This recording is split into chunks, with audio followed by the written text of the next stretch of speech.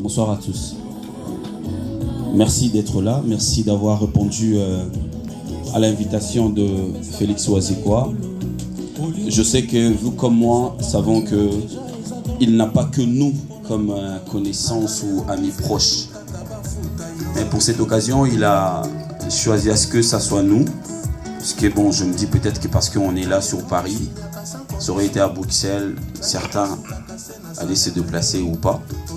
Et la raison de notre rencontre aujourd'hui, je pense et je le sais que la majorité, on le sait, c'est pour célébrer, déguster cet album de Mivida de 10 titres que Félix Ouazekwa a pu réaliser avec tout son groupe, les Cultura Pays Vie. Comme vous le savez depuis un moment, le groupe est résidé ici pour des raisons professionnelles. Et je vais devoir nous demander qu'on essaye de faire de notre mieux pour que ce moment soit un moment inoubliable, c'est-à-dire que nous qui sommes ici, nous allons transmettre la joie aux gens qui vont nous suivre au travers de différents médias. Félix Ouazekwa avec le Cultura, ils ont eu le temps de bien faire le travail. Vous le savez, je me permettrai juste de vous rappeler, parce que vous le savez aussi. Je prends l'occasion parce qu'aujourd'hui il y a YouTube, hein, ça va rester. C'est parmi les rares, si pas le premier artiste musicien venant de nulle part qui avait pu casser ce qu'on appelait à Kinshasa le carré magique avec l'album Signature. Avant, il y a eu des albums comme des Tétragrammes et consorts et tout, dont des grands artistes de chez nous ont participé. Et la confiance à Félix Ouazekwa ne se justifie pas. Ça se justifie juste par ses œuvres que nous avons eu l'habitude d'écouter. Au-delà de la mélodie, au-delà des chansons, il y a aussi ce que lui-même appelle le verbe. C'est-à-dire qu'il y a eu le Tumba, il y a eu des gens, le grand frère Elvis va le dire peut-être mieux que moi. Je reconnais dans la poésie le Tumba et consorts. Mais dans ma génération, je suis fier d'avoir Félix Ouazekwa. Au-delà de tout, c'est un artiste de notre génération qui a écrit un livre. Donc on est 3 fois plus fiers de ce qu'il réalise. Et Ouazekwa est là avec toute son équipe. Je veux devoir nous demander de nous lever pour l'introduire et d'applaudir pour ce grand travail qu'il a eu à faire, mesdames, messieurs, s'il vous plaît. On applaudit pour le monstre Félix Ouazekwa. Moko Bongo. Jusqu'aujourd'hui, nous avons côté Nini Bongo et vous en avez Moko. Quand vous avez ça, moi, ça se vous avez la question, moi, il y a Bongo Kaka. On a une question. Côté Nini Bongo et vous en avez Moko. Kabambo, s'il te plaît. Bongo, ce que vous en avez Moko et vous à côté. Ça, il fallait tout le monde papa. Il y a des gens qui ont Bongo. En fait, le coup, c'est-à-dire que l'homme était le Misaka. Monsieur, on a eu un hôtel Misaka. Le téléphone, on a pas tout le coup. C'est la façon dont il Misaka. Je te laisse le micro à moi. Oui, merci. Merci Mingi. Merci Mingi pour le soutien.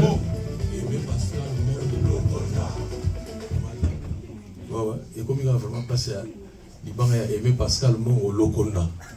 Danger. Non, vraiment, la remercier, nous surtout pour l'accueil, pour les réservé dans l'album de Mivida. Nous on a voulu rapidement. L'album, on a tout le 21 avril. Donc, on a 6 mois dans le studio. Mais, il y a aucun été. C'est-à-dire que vous allez les lots, il faut que le studio, Serge Mbappé, artiste Moussoussou. Donc, Zaghi Bongo, tout va dire le 21 avril, titre aussi ici, studio le 24 octobre. Donc pendant 6 mois, mais en réalité, tout ça est à 54 jours. Éparpillé, tout le monde dans 6 mois. Il a fallu, album oui, artiste, Bajishara Ming na œuvre. Pour les lots, on a à la stade où on a tenu ce matin. On a pas eu de battre na bangote. Bon, on a studio au Lomani. Battre quitté. Au soutien, ça a quitté. Au thé, on a bella. Non, dans ce cas-là, il faut bonga. Bon, on a studio. Donc, vraiment, la CPL ndenge pour accueillir l'album Oyo. La CPL makasi pour banda pour le na minuit un peu na minuit. Donc na minuit Oyo, il faut que ça 24 heures. Mais la réaction à Batou, on a évité qu'on a très content. On dit, la ligne dit vraiment tout comme ça Nzambe, comme on a Jéhovah, tout comme on a Yahweh pour pendant l'album Oyo. Sur les églises dans le bac esprit na Ezakiwa. Donc bac vraiment esprit Nzambe mutasala ki boy. Nous remercier mingi ba master ba ndeko tout. Mususu baza na Congo musika, mais bazo soutenir qui. Surtout financièrement pour na poto mbongo za na ngote. Na poto so mutakabelio 100 € faut tirer la prière. Faut ça me la bonai. Eza na ngoma boko makasi te zali de ba conjoncture. Donc nazo ko ça engambe azali engambe c'est la cause. Donc on va bien shampoo. Ah le na poto so mutakabelio 100 € faut tirer la prière bena. Donc ça dit que Nzambe fata makamu na ipo eza pena muté malamu. Donc il a fallu tout ça dans l'album Oyo. Mais tout ça qui n'a pas de problème. Où ils allaient qui les musiciens on a là-bas on va qui éparpillé. Moni soit comme Vanda, n'était na moni Vicky awara très touché. Vicky nasda ka uti anasima. Vicky a uti Belgique. Mais a yimbi l'album. Elle mo fa uta Belgique ayaka. Donc aux mona batwa misika kaka. Voilà, so mutauti musika boibi le galaxy transport naï. Voilà la wapi abolia. Voilà. Bon, tout ça, on a poto que les gens ont problème ti tout bonani kaka. Mais il au moins les qui dans studio awa, nazo obligé dans le bango. Na bo sanate d'ailleurs, faut na remercier mingi Serge Kabango, ingénieur tout travail naï. Bata poto fait Pour le contraire, ça va On tient un ndambu ya prière. Pour ça il faut quitter. Ah ouais.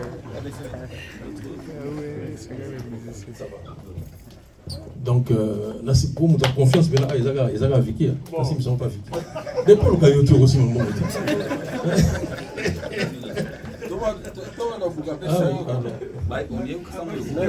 Merci.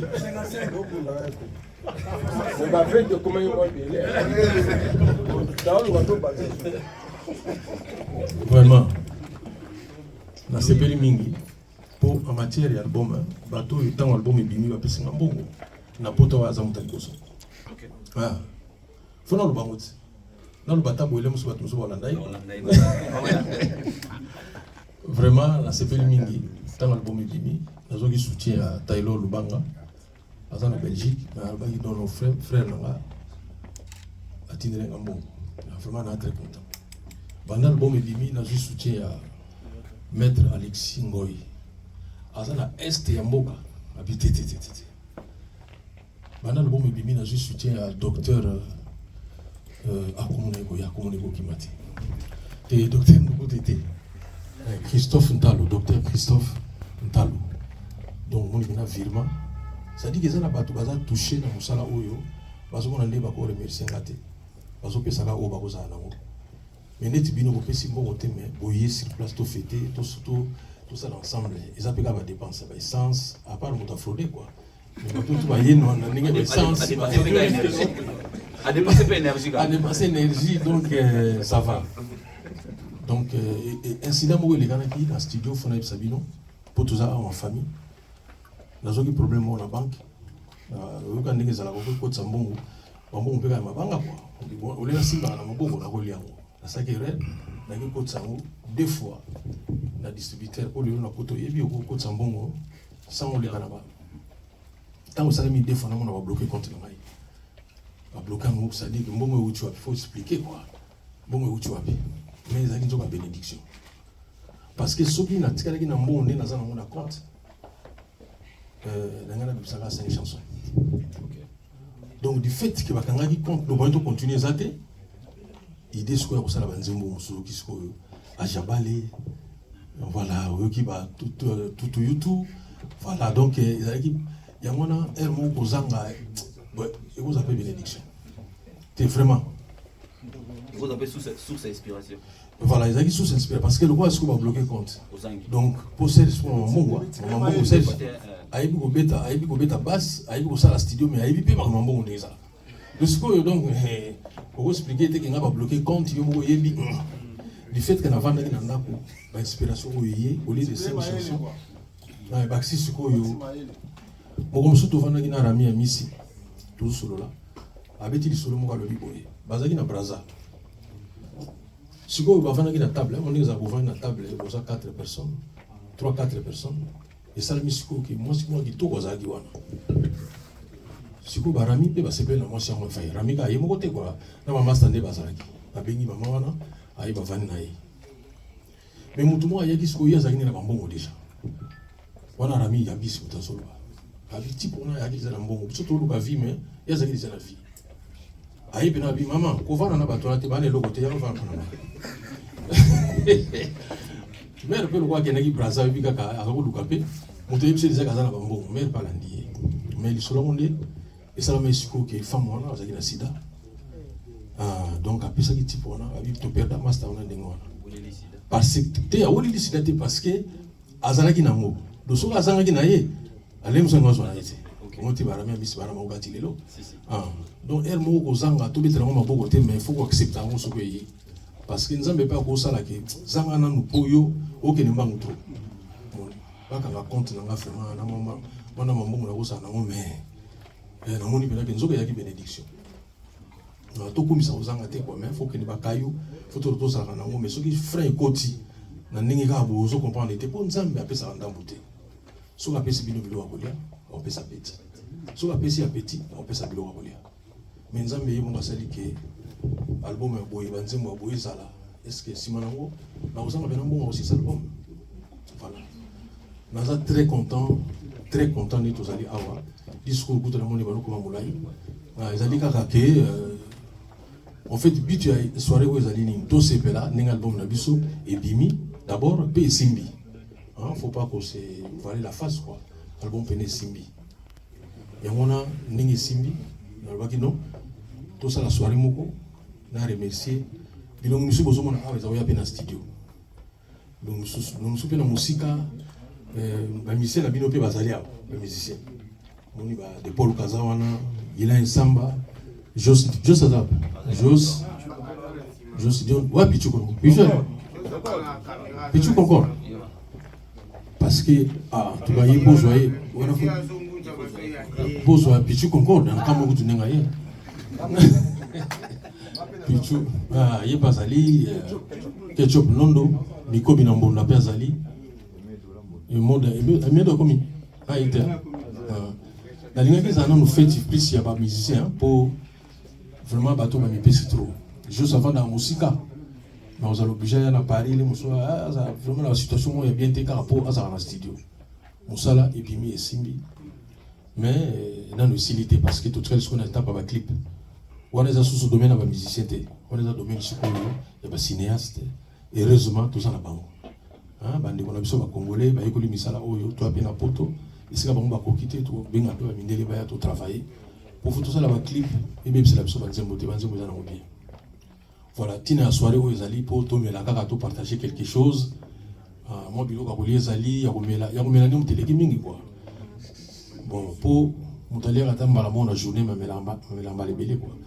Et on a donc tu sais que bilo ka komela ezala mingi. Merci papa, merci. Voilà mesdames et messieurs, on va applaudir pour Monstre s'il vous plaît. Serge Kabango, dégustation de l'album. Et puis le service traiteur est là au cas où vous voulez quelque chose. Il y a deux belles dames. Oh palinga tele mabina boyebika. Mapeki sarate piste ze balete. On t'a redindaté.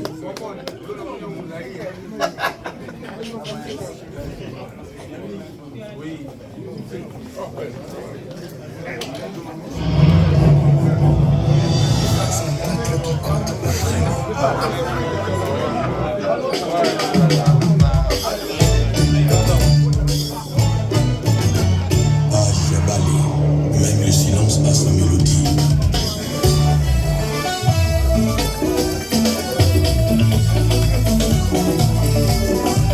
Sans ordonnance ne signifie pas sans risque.